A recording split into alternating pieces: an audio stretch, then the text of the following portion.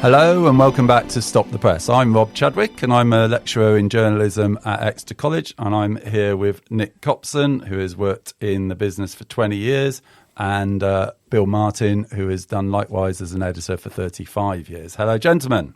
Hello, Rob. Good afternoon. A briefer intro this time because last time I gabbled on for a bit too long.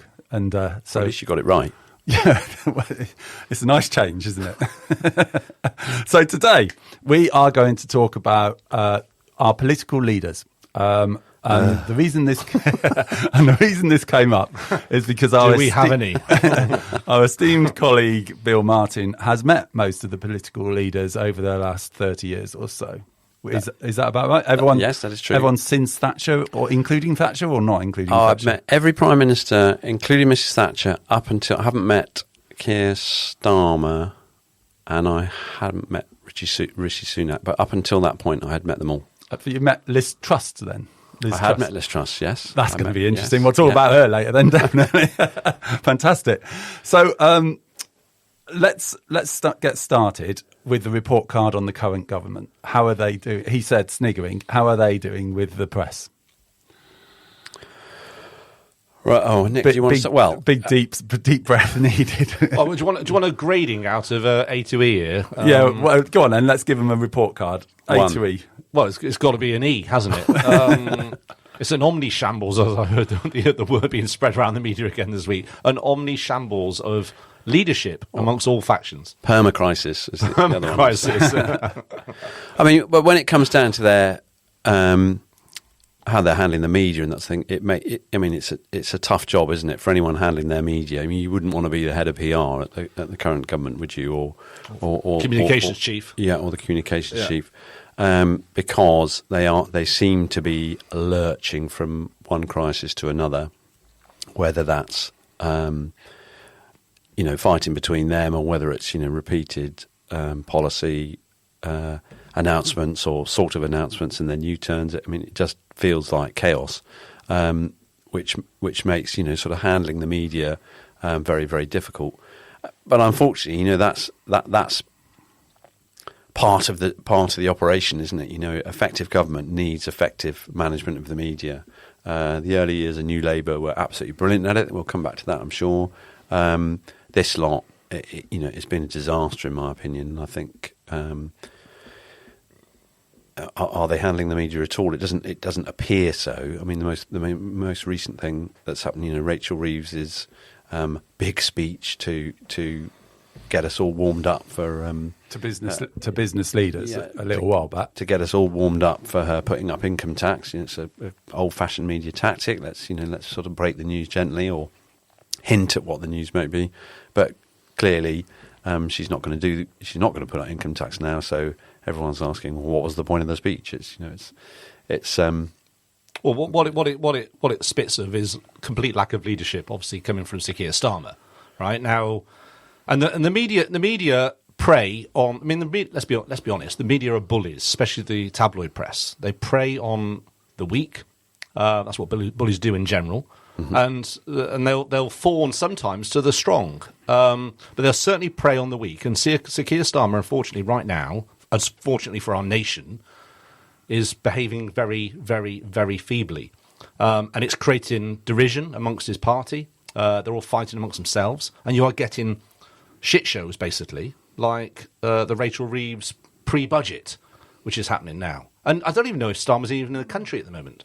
He's AWOL, from what I can tell. Never hear Keir, as he's been dubbed. Yeah, exactly. Yeah, I don't have a problem with him being out of the country. Apparently, he's been out of the country 1 in 6 days, and to be honest, I can understand that. There's loads of stuff going on, Ukraine, American tariffs. But what is he doing, Rob? He's not solving this stuff, though. He's not doing a Trump on them, is he? He's simply out there being a diplomat, from what I can tell, and that's not effective, is it? And he's got diplomats to do that. Correct.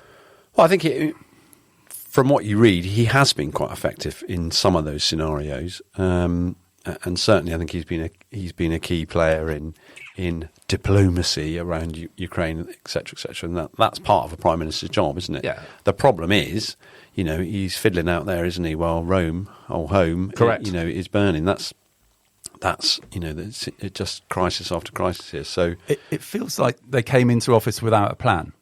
they should have come in with a firm plan and said, right, this is our plan to the media and to their backbenchers, crucially, and we are going to get this through. And then when they do try and cut welfare spending, or when they do try and get through a budget where they're going to have to put up income tax, they just do it instead of will we, won't we, oh, we better hadn't, we better had. And there's no clear messaging at all, is there? No, there's no clear messaging, and they clearly didn't come in with a plan, didn't they? It feels, again, in direct contrast to other governments we've had recently. And, it doesn't help in the media when, or in messaging in general, when you've got, Starmer is not a characterful person speaker, is he? On TV. To me, when I see him on TV, he always looks like he's about to burst into tears. He seems sort of slightly frustrated that people are being so mean to him. He's a human rights lawyer, and he's probably a very good, like I said, diplomat. He's not a politician. He's not a in the trenches politician, and I feel that's what the country needs right now. He said he's not going to. There isn't such a thing as Starmerism, hasn't he? He said, I'll take a decision based on the facts in front of me. I haven't got a firm embedded opinion about anything. And generally speaking, I quite like that. Yes. I don't mind a politician, but as long as they can eventually make a decision and stick with it. To be a leader, you've got to have a vision. You've got to have a plan, an ideology, even, right? There needs to be an overall sort of. You've got to bring people with you. Yeah, that's the definition of a leader. Otherwise, he's just an appointed person. Yeah, which is basically what he is. Like Blair did. Going back to what you said about New Labour, Blair took everyone with him, didn't he? Yeah. At least to start with. Yeah, and as a character, and as a leader, he was and I met Tony Blair several times. Did you fawn to him? I'll just mention. I think I probably did. Yes, I think I probably did.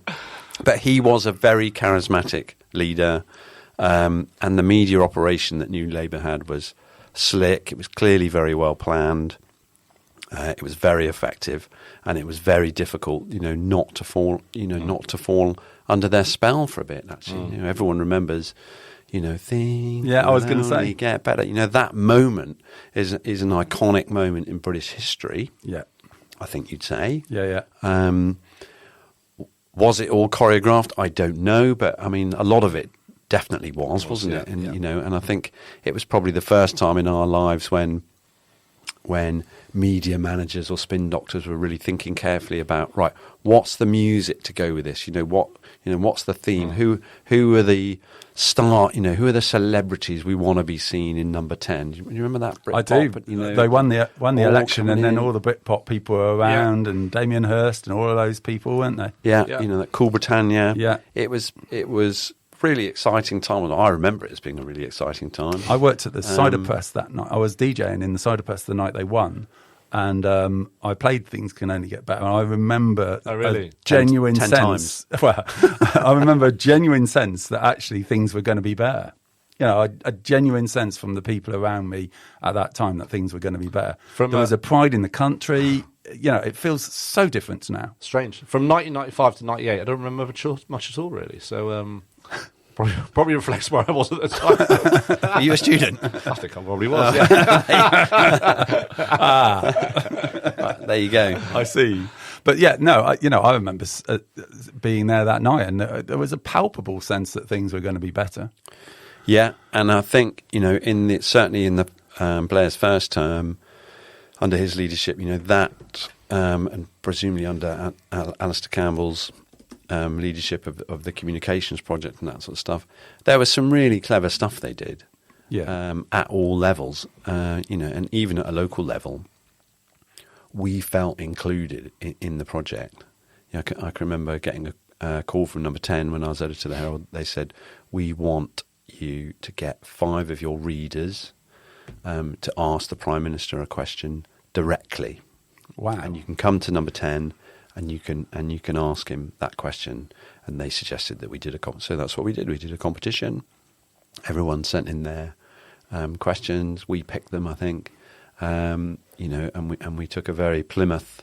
I took a very Plymouth deputation to Number 10 Downing Street. Wow! We had a youngster who wanted to ask about the future of Seaton swimming pool, which was being knocked down at the time. We had a veteran, Navy veteran. It was Plymouth-based questions, which obviously we sent in advance up there. We all went, welcomed into number 10, taken into that room where they always take the pictures of the statesman. Sat there, and he said, the Prime Minister will be with you in 10 minutes, at which point I thought, blimey, quite nervous. 2 minutes later, he walks in. Wow. Straight over to me. Oh, you must be Bill. I'm Tony Blair. Shakes you by the hand, goes round the room. He didn't quite know everyone's name, but he knew all the names he was looking for. He knew who the child was. So well briefed. Proper management of the media. Oh, so well briefed. We were supposed to have 20 minutes with him. We were there for 2 hours. Wow. That's pretty amazing, isn't it? Then he said, I've got to go because I've got to go and put Leo, is it the small one? Yeah. I've got to go and put Leo to bed, and of course the mum's in the room, and they went, oh, and off he went, and then we all left. And outside of number 10, there were 2 parents who'd brought their kids with them. They both threw their arms around me and said, thank you so much. That's the most magical experience I've ever had in my life. I felt quite emotional. It was amazing. And he was absolutely brilliant at it. And you really felt that, the Prime Minister cared about Seaton swimming pool or whatever the questions were about. I can't remember that now. So New Labour was an A in terms of managing the press then? Certainly at the beginning. Yeah. Certainly at the beginning. And, I think it went across the board. It was, you could see the national press for and against at the time and that sort of stuff. But, there was definitely... New Labour definitely generated a movement in the country, didn't they? When they were, not to post a contrary too much to that because it was, it was factual what happened. But they were riding a wave. People were sick of the Tories at that point.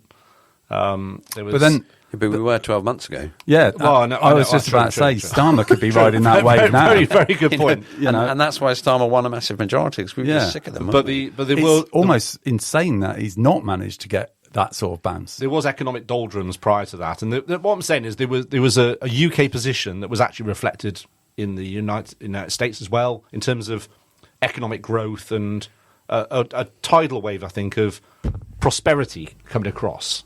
That was reflected. They handled it very well, but I feel that they would have worked hard to balls that up, I think, at that point. Yeah, there was. We were bouncing back from the sort of 91, 92 recession, weren't we? And there was a definite feeling in Britain that things were good and that we were having a good time and everything was going well. And part of that was kind of benefiting from Thatcher's policies, which were kind of buy your own home and stuff. And people were feeling like, yeah, I've got a bit of money in my pocket. But it was still effective leadership. It was, and effective, communication. Without a doubt, was really effective. And the Blair-Brown combination was really effective as well. Had this sort of sense of light and dark, and the Iron Chancellor, and then the sort of, well, I don't know how to describe him, but he was. No, they were yin and yang, weren't they? They were. They were. Hi, I'm Tony. I used to be in a rock band. With this slight little mullet. Yeah. Yeah. And then Iraq. So, let's not go there ever again. Well, I don't really want to go to Iraq. No. So he'd be number 1. He'd be number 1. Who would be number 2? David Cameron. Oh, right. Okay. Yeah. And very similar. Yeah. I was about to say, was they similar? Very similar. In what way? Just in terms of the character and approachability. Yeah, the approachability. Again, he had that sort of ability. He came to the news when we were still in our large offices at the top of Plymouth. He came there to visit one day, and again, he breezed in with that sort of, that walk that only Etonians can walk like that. That sort of, it doesn't matter whether they're walking into the House of Commons or the Bank of England. I'm here and I'm confident. Correct. And he came, straight to me. Bill, David, hi. All that sort of stuff, and all around the room. Sit down, talk to people. He left there. Talk about left-wing liberal bias. That was my newsroom back then. They were all ready to hate him, but of course he charmed them all. He did charm them all. Very, very different. to Theresa May, who Okay. I think would become bottom of my list. Oh, right, okay. Yeah. And you've met Liz Truss, I have met Liz Truss. and yet Theresa May would be bottom of your list, In terms of managing the media. character and leadership in managing the media. I mean, Theresa May, she came to visit as well, and she was an absolute polar opposite to Cameron in that she appeared terrified Right. of the Herald and the journalist. I think it was just at the time, when we were launching video on our websites, things like that, and we were told absolutely no one must video the Prime Minister if she's walking through the newsroom, and it all seemed very defensive, and it was like someone might take a picture of her, with something embarrassing behind her or something like that. So, Do you think that reflected a change in the way that the media worked generally at that point, though? Do you think that maybe Cameron was the last Prime Minister that kind of got that sort of soft coverage, whereas since sort of the mid-2000s, it's felt like everything is really polarised? Maybe since the advent of Corbyn as Labour leader, everything's been really polarised and everything's been really argumentative, and the internet age and all of that type of stuff. Do you think that maybe Theresa May was the first of the Prime Ministers that post-Brexit, wasn't it? First post-Brexit Prime Minister where everything was you're either left or right and it's really adversarial. And as a result, that's why she was a bit more on edge. possibly, but leadership and communication, you roll with the environment you're in, didn't she? And she didn't. To me, she didn't come across as confident or certainly not charismatic, as opposed to the two guys I've mentioned before. I think it'll go back to the point I made at the start, which was the media will pick on somebody if they're weak. Yes. And Cameron and Blair were strong. Very confident, strong, forthright in their own opinions, but did it with courtesy and respect and diplomacy. And the media could do not much other than respect that in most cases, regardless of their political bias. But they could criticise, but correct. criticise in a way which was, Correct. we respect this person, but we criticise them, sort of thing. Theresa May was obviously fundamentally a weaker politician, and they jumped all over it. Mm. And we can't say that was because she was a woman, because No. Thatcher certainly got the respect of the press. Would you agree? 100%. Yeah. Yeah. Certainly the right-wing press, obviously. But Yeah. Which was whether the Mirror liked her or not is a different matter. But well, I don't think they did they? No. Wasn't it? Definitely not. But Wasn't that Thatcher the milk snatcher? Yeah. But again, I met Mrs. Thatcher when I was at school, so she came to my school, but you could tell then she had an aura. Yeah. And admittedly, I think I was only 12 when I met her, so any woman of that age, I probably would have been scared of. But she had an aura, absolutely, and in the way she carried herself, and you could see, you wouldn't get away with it in the media now, would you? But the way, if you look back at Mrs. Thatcher speaking on the TV now and things like that, very affected voice, very affected way of speaking, things like that. It's really trained, wasn't it? very trained and clearly very deliberate. So actually made an effort to try and be someone that the press could deal with. Yeah, but at the same time, she was clever, wasn't she? Because she loved the Iron Lady tag and that sort of image. Played up to that, didn't she? But at the same time, she'd almost go along. Was it Robin Day? She was almost flirting with him, wasn't she? When, in that sort of famous interview she did with him. So she was put off by that, wasn't she? Apparently, Robin Day, she expected quite an easy ride, and he started asking difficult questions that she hadn't prepped for. Wrong-footed by it. Yeah. His bow tie, you see. And the other time she was wrong-footed was on Nationwide when that woman asked her about the Belgrano. Yeah, I can't remember that. No, I can't remember, but I can. She was asked about it when she wasn't expecting it and couldn't really answer it. You don't really want to get into that, do you? On Nationwide TV, I would have thought. Exactly. Yeah. At 6:00 in the afternoon and stuff. Yeah. But generally speaking, we think that she handled the press really well. Yeah, I think she did. Yeah. To start with. Well, she had start that with. sort of, you got bad at the end, didn't it? But then she was on the way out anyway. So, but again, it's another politician who was, that she was riding a wave a little bit of Labour's. And the economic chaos of the 70s. Yeah. Right. So she comes in, but she, and this is probably before the kind of media coaching they have nowadays and did have in the noughties. This is before that, isn't it? Really? I mean, Margaret Thatcher was a born leader. Yeah. I mean, that's something you can't coach or teach. That she had it from day one. But then she did get the coaching for The Voice, and she did take advice on how to manage the media and stuff. Yeah, definitely. she She had Jonathan Powell around. But it wouldn't be to anywhere do that near like stuff. it is now, though. I mean, No, it's- absolutely. Very not. different media Yeah, environment. yeah. It's much more controlled then, Yeah. wasn't it? In a sort of sense. So if Theresa May was the worst because she was basically scared of the media, who else was not good at doing the media? Gordon Brown wasn't great. Because he was, from what I understand, because he dull. wasn't interested. It was just a bit dull, wasn't it? Yeah, and it was, he was almost like too clever to have to deal with that, wasn't he? I'm a serious person. I don't have Very to deal with the serious, media, that sort of thing. That's what it felt like. Yeah. And I met him a couple of times, and he sort of came across like that. But he was interested in the issues you wanted to talk about, very interesting to talk about. But the fact that he didn't seem interested in sort of creating the illusion or the fantasy that Blair was brilliant at. And the other one, who was a complete opposite, was of course Boris, who How have we got 20 minutes into this podcast without talking about Boris? It's amazing, isn't it?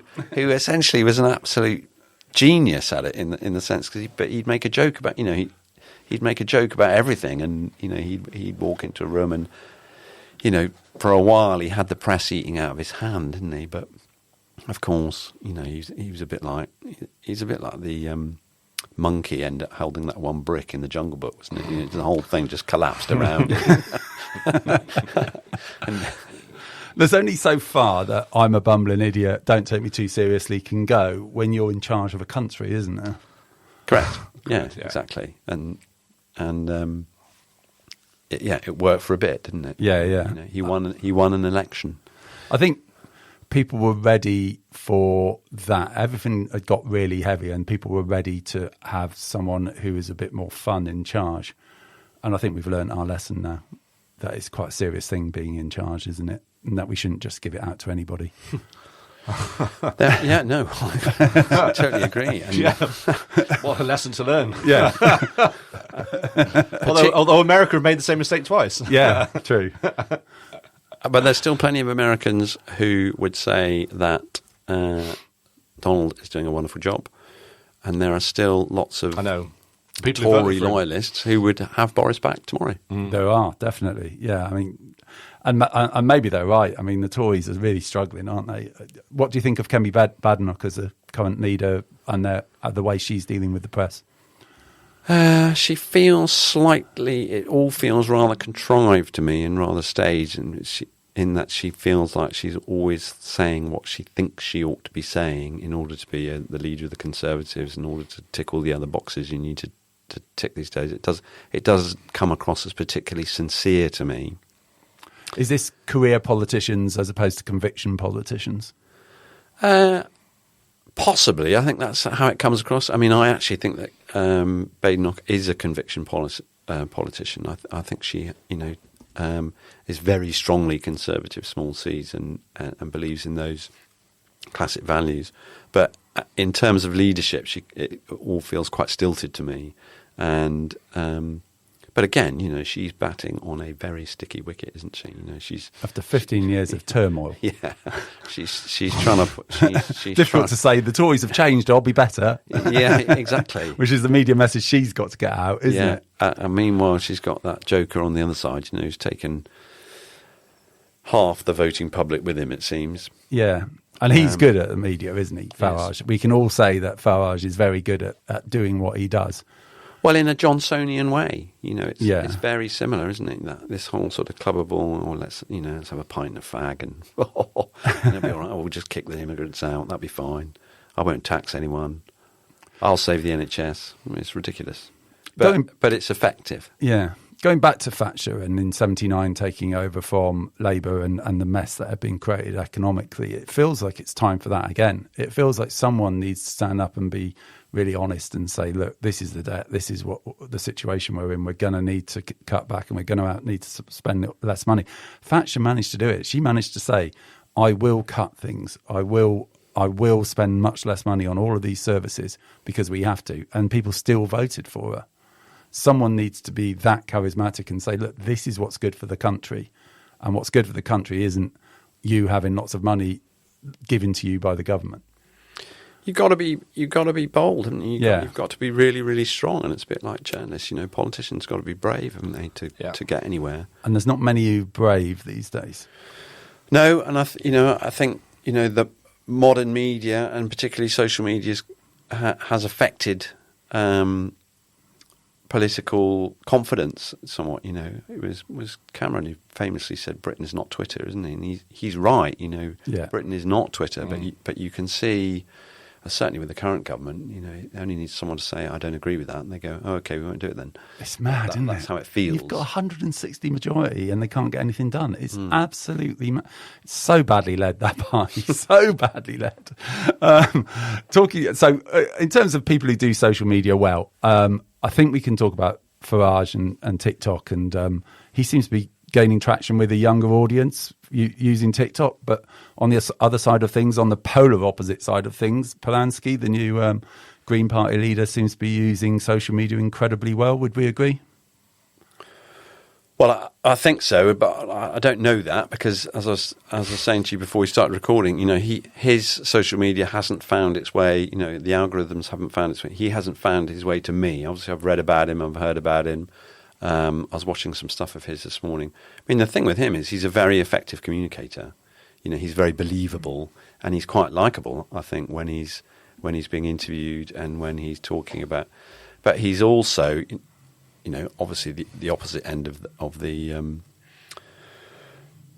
scale from Farage. But he's saying what people want to hear. Yeah, I have a real problem with politicians. Yeah. Who say what people want to hear. It's like, because I just don't believe them at all. Have you come across Polanski, Nick? I haven't too much, to be honest. I'm obviously aware of him. I'm like Bill. He hasn't hit my my feeds. But I can talk about. Yours is just flooded with reform. Well, a little bit. Yeah. But mine's flooded with dogs and cats. Mine's flooded with AI information. Mine's flooded with the ashes. That's it. Yeah. But Farage is going back to how they work in the media. Farage, he is saying what people want to hear, but he's also saying it with conviction. And I believe he believes what he's saying. Right? Yeah. But he does it in an authentic way, which I think is important in this. I mean, he's the opposite of a diplomat. Yeah, he wears a suit and a tie, and he looks like some stuffy accountant, really. But he is authentic in what he's saying. He's got his own voice. He's a little bit unfiltered, right? Which will people quite like. They like, and it will cause him problems down the line, undoubtedly. But in the short term, people appreciate him having a voice of fair transparency. I think it's already causing him problems. It will, yeah. Because I think, he's U-turned on a few of his big statements recently. Yeah, spending exactly, commitments. Spending, and exactly how he's going to deal with immigration and stuff like that. So, and suddenly it feels like reality has come into Farage land, and that's making it quite difficult because it's not so easy then, is it, when you actually might have to do it, you suddenly can't just say anything. Yeah, I think, the current government's find that out, isn't it? Any party says the opposite of what the in power government says, right? They all say that. We'll say the opposite until they actually sit down and open up the books and go, shit, I didn't realise it was as bad as that. Suddenly policies change. Farage will have exactly the same problem.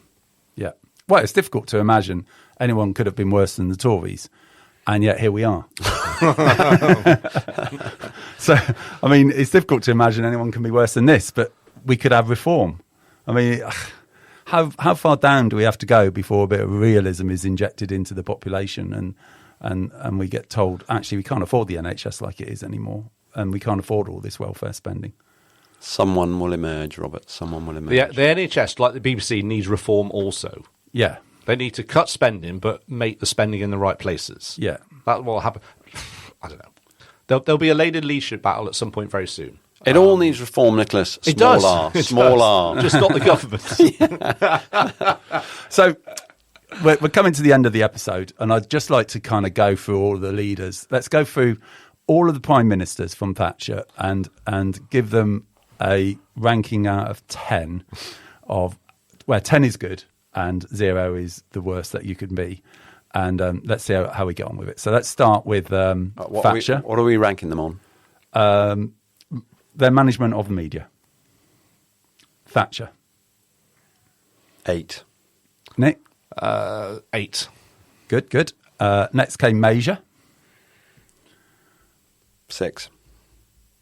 7. I mean, 7's pretty good. That's one worse than Thatcher. Are you sure you're not going a bit high with Major there? Well, I judge by Bill's score there. I think he, if that's lower, then I think he did all right. Actually, Major to me, it was obviously bad at the end, but I think in managing the media, I think most leaders they'll do really well at start because there's a crescendo, and then people get used to them, tired of them, and they find their foibles and weaknesses, and they're not the person who's gone before. I don't remember his premiership that well. That's why I was going to say sort of 4 or 5 because it was so unmemorable. I think he was a strong politician, Major. But he was at the tail end of a Tory era, wasn't he? Yeah. A Tory, and hard to follow Thatcher, to be fair. But I did meet him as well, and he had a sort of clever statesman-like aura as well. You felt like you were interviewing a serious person. Yeah. Blair? 11. 11 out of 10. This one goes up to 11. I'll go 10. That's just silly. This is Final Tap. Who came after that? Gordon Brown? 4. 4. I don't know. 4. And after Gordon Brown came Cameron? David Cameron? 9. 9. Very good. Yeah. After Cameron came Theresa May? 2. Oh, dear. Yeah. 2 or 3. Poor. After Theresa May came Boris. I think his homework was so bad you can't mark it. Riddled with errors. In fact, did he even hand it in? Yeah, he probably didn't. Knowing Boris, he didn't hand in his homework. He doesn't get a grade. After him came Truss. The tenureship was so short, you can't judge it. No. 0. In terms of the way she dealt with the media, I will always remember pork markets in China that they used to play on Have I Got News For You weekly. Yeah. I've been in there, open up pork markets. They were worse. I think they were worse than that, weren't they? Oh, dear, 0. oh dear. 0. Yeah. And then came Rishi Sunak. I felt a bit sorry for him. I thought He got a tough draw, didn't he? He got a really, really tough draw, and I think Man City away. Yeah, with only your third team available. Yeah, but your star striker injured. Yeah, I think he was probably. I think deep down he's quite a talented individual. Well, certainly clever. Yeah, certainly clever. Certainly successful. He was almost in a no-win situation there, I think. It's a bit like Brown in that he wanted to be serious and just get on with the job, and it wasn't a time where you could do that because the Tories had lost, or because everyone had lost so much faith with the Tories at that point. Yeah, I still remember one morning waking up hearing that we were going to reintroduce national service, and at that point I thought, oh my God. We have become desperate. So maybe Sunak's like a 4 as well. The Daily Mail is running the country. And then finally after that, Starmer. Oh, God. Well, it's early to judge, isn't it? But I mean, it's not. It's almost over for him. it could be almost over. Yeah, it's not going to be more than 3 after the local elections in May. It could easily be over, couldn't it? So we are agreed that we need someone who can deal with the press, be a bit more charismatic and a bit more realistic, and sell something to the public. Next, charisma is really important, isn't it? Charismatic politicians around the world. But again, I think the point you made earlier, it feels like this lot have arrived without a plan. Coming with a plan is so important. And I think that's the disappointing thing about this government is that, after all those years in opposition, they've won massive majority. They haven't had a plan about what to do, let alone how to communicate it and manage the media, if that's the right phrase. And there you go. Labour had been through their own problems, hadn't they? And it was almost like Starmer had spent the 2 years before the election sorting Labour out and getting rid of all the loony left people and not actually putting together a plan for actually being in government from that point onwards. And I wonder if maybe they needed another year of the Tory government in order to, right, we've got rid of Corbyn and his ilk. Now it's time to think about what we might do. Well, they might have needed another year of them, but I don't think anyone else did. No, indeed. No, indeed. Well, I hope you've enjoyed that, people. I've quite enjoyed that. The report card bit was immensely amusing. Great fun. So we will say goodbye, and we'll be back with a Christmas special in a couple of weeks' time. It's amazing. Bill's going to sing Jingle Bells to everyone. I'm looking forward to that. That'll be excellent. So it's goodbye from me. And it's goodbye from him. Bye, guys.